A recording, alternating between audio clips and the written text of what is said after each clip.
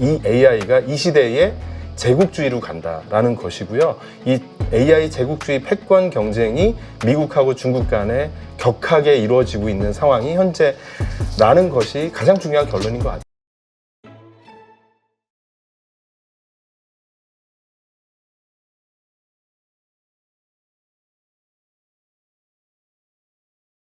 자, 지금 트럼프 2기 네. 세계적으로 지금 뭐 경제, 뭐 정치적으로 아주 격동의 시간을 좀 보내고 있는데 지금 이 트럼프 2기를 관통하는 아주 주요한 내용이 있다고요? 예.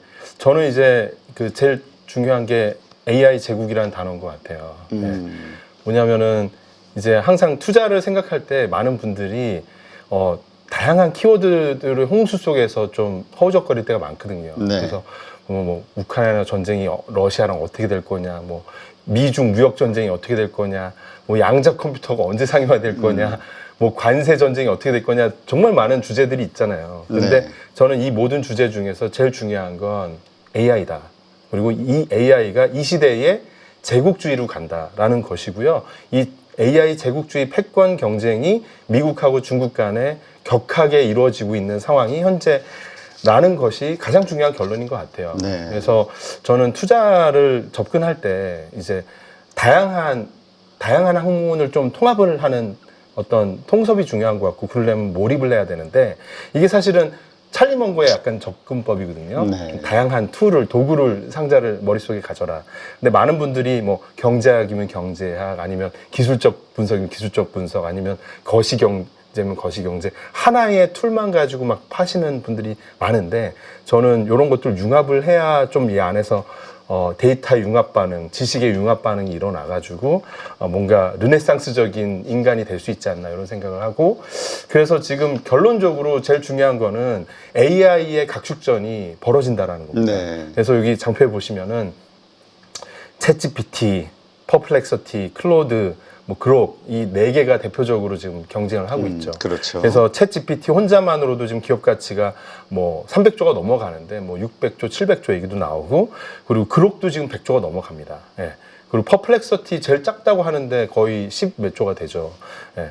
근데 이게 사실 생각해 보시면 그록이 본격적으로 성장한 게 작년이에요. 네. 1년 만에 100조 회사가 갑자기 튀어나오게 되는 게 가능한 시대가 됐고. 자, 그거 네. 보면 그 일론 머스크, 네.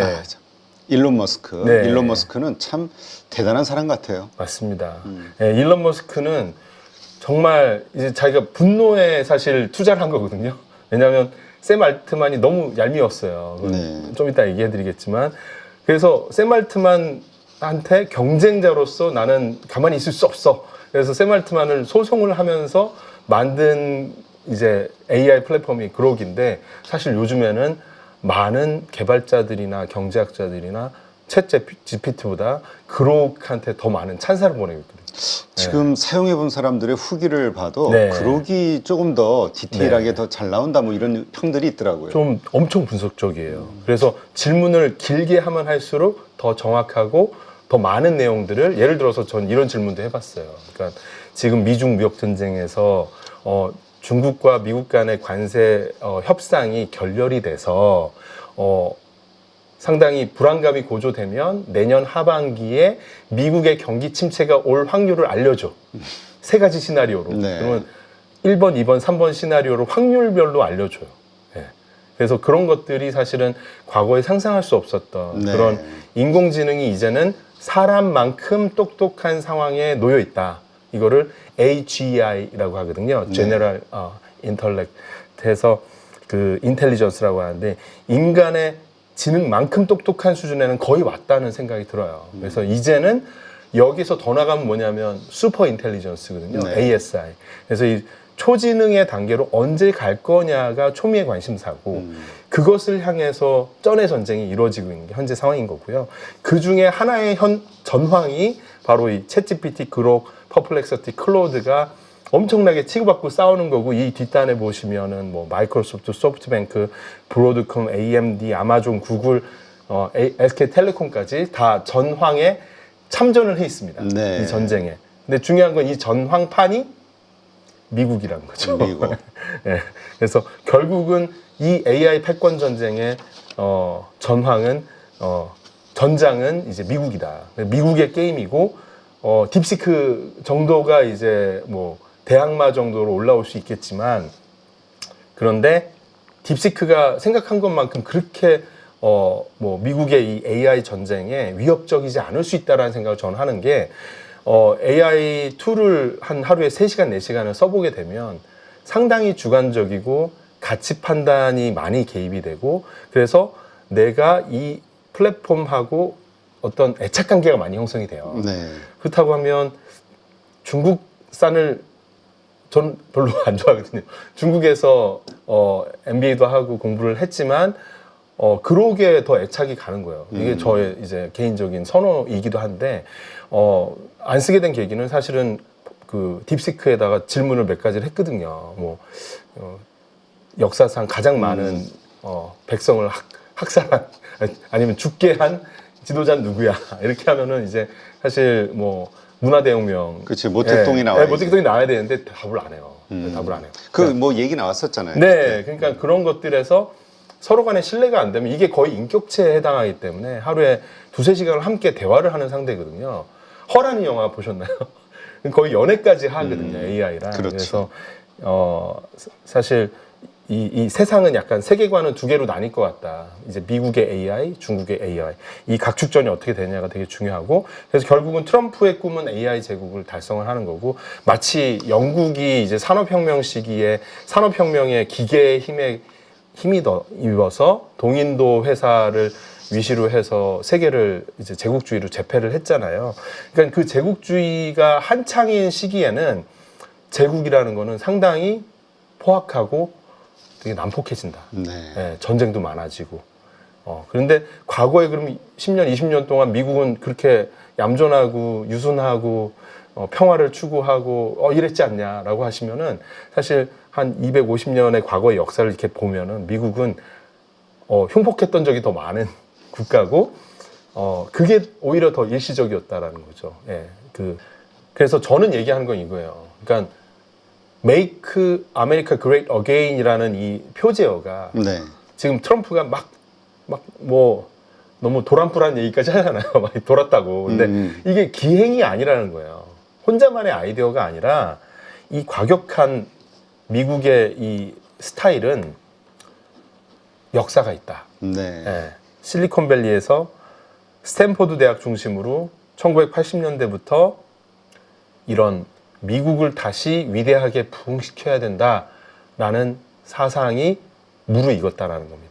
그 사상적인 원료를 따라가 보면 누가 있냐? 피터 틸이 있다는 거예요. 피터 틸이 있다. 스탠포드 리뷰 참가자가 피터 틸이에요. 네. 다양성의 미신 되게 와닿지 않습니까? 요즘 트럼프가 주창하는 게 이거거든요. 예, 그래서 뭐 세상에는 2가지 성이 있다. 남자, 여자. 이거를 이제 얘기한 게 다양성의 미신이 95년도에 공동 저자가 아까 말씀드렸던 데이비드 sak스랑 피터 틸입니다.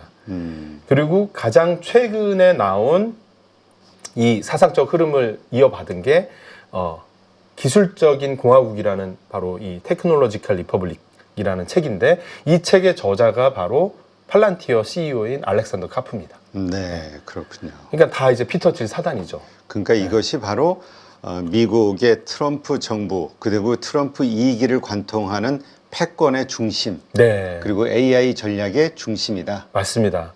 그래서 사실 이 그 3가지 어떻게 보면은 글의 핵심 내용 뭐냐면 간단합니다. 실리콘밸리는 세상에 어디 없는 혁신들이 계속 나오는 진짜 그야말로 금광이다. 네. 정보화 시대의 금광이다. 그런데 이 기술력을 왜 자꾸만 피자시키고 그냥 물건시키고 이렇게 컨텐츠 소비하고 하는 데만 쓰냐. 이 기술을 과거에 핵무기 만들 때처럼 미국이 더 강대국으로 성장하는데 왜 안 쓰는 거냐. 도대체 일 못하겠다. 네. 네, 그걸 왜 죄악시하냐. 구글에서 Don't be evil 이러면서 미국 국방부에서 뭐 AI 프로젝트 이런 거 하자고 해도 살상용 무기에는 난 안 쓸래요 하면서 막 거부를 했었어요. 그런 거를 대놓고 저격합니다. 그래서 그거 일을 하겠다고 나선 게 바로 팔란티어였고 엄청난 성공을 지금 거둬서 수십 배 주가도 오르고 매출도 엄청나게 성장하고 있죠. 그래서 그런데 이게 5년 전, 7년 전만 해도 실리콘밸리에서 찬반이 엇갈렸어요. 네. 오히려 어떤 다양성을 존중하고 미국은 패권 국가니까 우리가 그렇게 긴장할 거 아니야. 우리는 세계 평화를 유지하는 게 미국에도 더 좋아라는 생각이 했어서 트럼프 1기에는 이런 사상이 힘을 받지 못했죠. 근데 왜 트럼프 2기에는 이게 쏠림 현상이 나타나냐? 중국이 부상했기 때문에 그랬어요. 네. 중국이 이제는 진정한 경쟁자로 떠올랐기 때문에 이제 긴장을 할 수밖에 없는 거고, 그것이 테크 타이탄들의 마음을 움직인 거죠. 네. 네. 그래서 결국은 미국의 정부는 지금 트럼프는 누가 저격을 하더라도 이 흐름은 이대로 간다라는 겁니다. 알겠습니다. 그래서 이 표가 상당히 재밌는데, 지난 10년 동안 네. 미국은 연평균 2~3% 성장을 했죠. 막 고성장 국가는 아닙니다. 근데 미국의 상위 자산가들 1등부터 지금 1등부터 7등 전 세계 이제 부자를 두 개를 이제 그 비교를 한 건데, 보시면은 다 이제 두 명 빼놓고 미국이었죠. 빌 게이츠, 그렇죠. 워렌 버핏, 뭐 레리 앨리슨 다 미국인데, 24년도에도 역시나 LVMH 아르노 회장 빼놓고는 다 미국입니다. 네. 중요한 건 뭐냐면 빌 게이츠가 10년 전에 갖고 있던 자산이 113조 정도였고요. 지금 일론 머스크는 이게 좀 더 뭐 빠졌겠지만 한 거의 600조에 달합니다. 네. 그러니까 5~6배가 는 거예요. 네. 정확히 계산을 해보니까 한 3.7배가 증가를 했고요. 연평균으로 보면 15% 이상 고속 성장을 했다라는 거죠. 그러니까 앞으로도 계속 부의 집중 현상은 더 많아질 거고 100조 이상의 자산가는 계속 늘어날 거라는 거죠. 100조 이상이 있다라고 하면은 이 사람들의 상상력은 그야말로 화성까지 가 있는 거고, 인류의 미래를 자기가 주도를 해서 변화시켜야겠다는 생각을 하고, 세계는 이미 자기 분야에서는, 그러니까 마크 주커버그는 인간 데이터는 내가 왕이야. 내가 이 시대의 교황이야 라고 생각을 하고 있을지도 모르는 거거든요. 그만큼 영향력이 있는 거고. 네. 그래서 이런 빅테크 창업가들의 의지가 어떻게 되는가를 보는 것이 훨씬 중요하다.